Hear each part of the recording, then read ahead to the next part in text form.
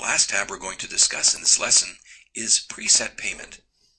The main focus of this tab is to set up preset cash payment buttons for faster tendering at the front end. By populating any of these 6 fields, the system will create a corresponding cash settlement button for one-punch tendering in that amount. Now, these are not denomination amounts. They are total tendered amounts.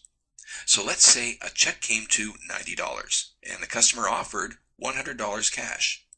You could type in the 100 and select cash, or you could simply select the $100 button, which you created here. But that $100 could be in any combination of denominations.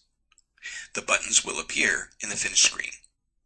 So in this example, the bottom line total is $10.10, and the customer gives you a $50 bill.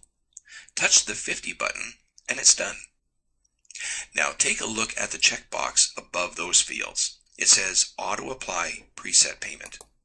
If you uncheck this, the system will accept the amount of the button selected, but it will not auto-tender it to cash.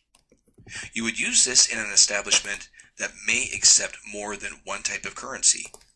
Cash is to be considered local currency. But let's say the establishment also accepts euros. Then by unchecking this, it would then wait for you to select either the cash or the euro method of payment button. Over to the right is Allow Pay-ins and Payouts. Checking this will apply Pay-in and Payout buttons to the employee's Your Settings screen. Tender balancing is the process of reconciling your money at the end of your shift.